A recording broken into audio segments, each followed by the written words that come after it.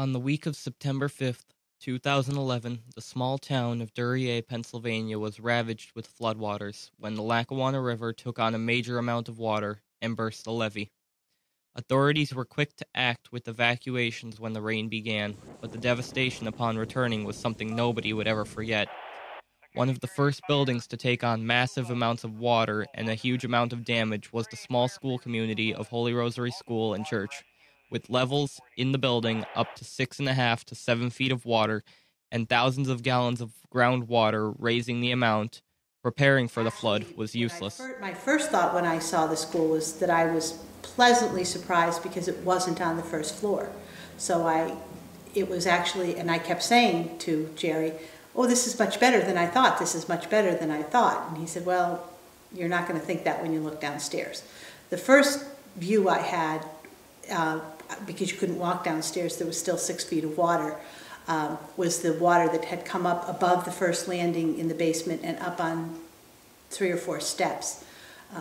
So that was very sad. Sad is probably the best word to describe it.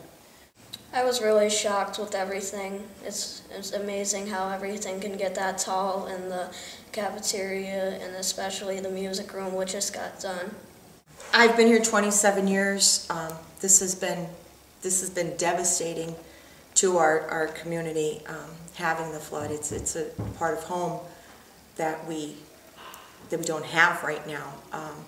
There's a lot of things. We just got done remodeling the downstairs with the preschool and the library and the music room, and it's just absolutely devastating what happened to our home, which is our school. There's how could this happen? Just couldn't believe the damage, in the basement, how everything was destroyed. It's upsetting. Terrible, absolutely terrible. I couldn't even believe it. It was absolutely horrendous. I couldn't even believe it. It was so shocking that something as beautiful as Holy Rosary could end up like that with all of its damages. When I saw the pictures of the school, I just started crying. It hurt. Wondering what we were going to do, where we were going to go, when we were going to see the kids, how we were going to teach them, who would take us in, and it was bad. You never ever believe in your lifetime that you're going to be the recipient of people's goodwill.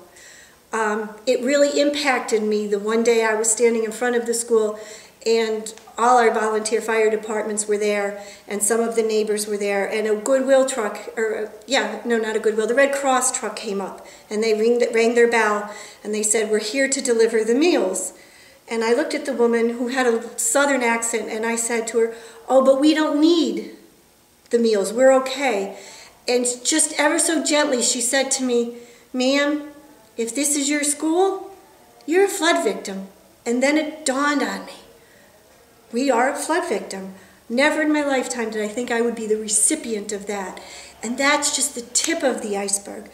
The Red Cross, the high schools, when they came unconditionally, just listened and didn't fool around. They just took it and they had a purpose. The volunteer fire departments, I can never ever repay them for what they did for us. They took it on as their mission. It's very easy for all of us to be the givers, to be the one to help somebody out. It's very difficult to be in the position where you have to rely on somebody else or you have to graciously accept things from someone else.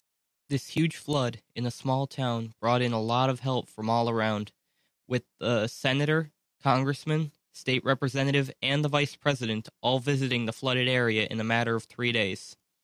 The help from over 20 fire departments got a lot of people back on their feet, including the one that stayed at Holy Rosary for over 100 hours until the water levels were down and under control. It makes me feel a lot better that everybody's trying to help us get through this. To see that everyone wants to help, because sometimes that just doesn't happen, but something like this really is influential, so that's nice. It's amazing how our little community has come together, and all of the schools in the area have helped us. I think it's very generous that they're doing that for us because we went through a lot with the flood and everything. It's been an overwhelming response. I am positive the school would be unusable if it wasn't for the volunteer firefighters. I very rarely in the past 3 weeks have gotten emotional and cried, but every time I think of what they did and how long they stayed, and the fact that their work saved the school, I do get very emotional about that. They made it their mission, and they kept saying to us, we're not leaving until our mission is done. We never leave a mission until it's over.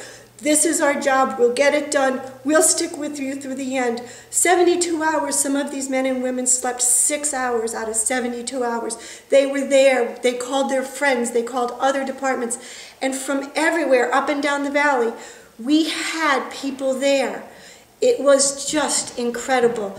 It's like bringing closer together, not just our little Holy Rosary Catholic school, but everywhere else, like Pittston area, Wyoming Valley West, Holy Redeemer, Holy Cross. It's bringing us together as one, like as God says, bringing us as one.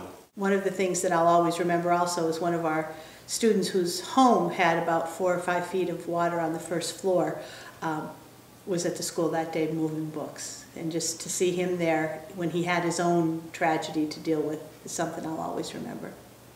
I don't know how you can never pay them back or not say that you're grateful. The damage was so severe that the administration of the school was forced to find a temporary building until the school was fixed. They have now moved to a temporary building which closed 7 years ago. This hurts a lot of members of the great school community, with 8th grade students who may have to spend their last year as a class at a different school. This is their only option while the electrical, heating, plumbing, floors, and many other major pieces of the school are replaced or repaired. But I thought about it, and we should kind of make the best of our last year no matter what. And it's a lot different here in St. Mary's at school instead of back at Holy Rosary. It took a little getting used to, but it'll be a little different going back then again. When we first moved in here, the day we moved in, as a matter of fact, the teachers came to me and said, there's one thing that we don't have that we need. And I said, okay, well, whatever you need, we'll get it. And they said, we don't have chalk and erasers. Like a lot of them had never even used chalk and erasers because they had the whiteboards and then they had smart boards and they used the technology all of the time.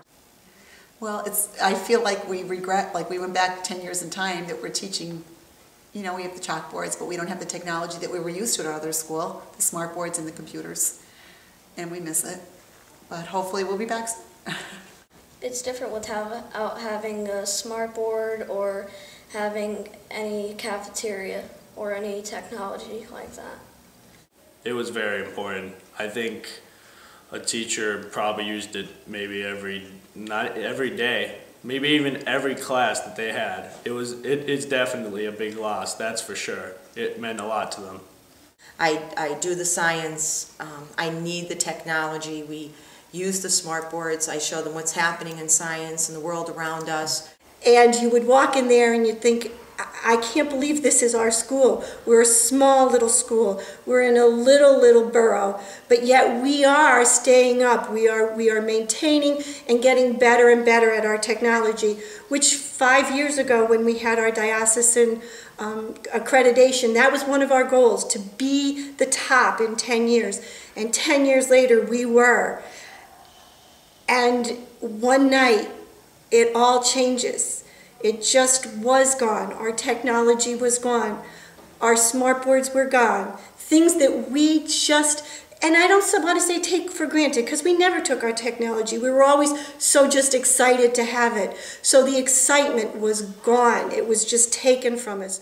The water line that shows how high the level really was is universal throughout the rooms, but it can also be seen that the water stopped rising at the foot of the crucifix on the wall, which actually saved the next floor from being damaged.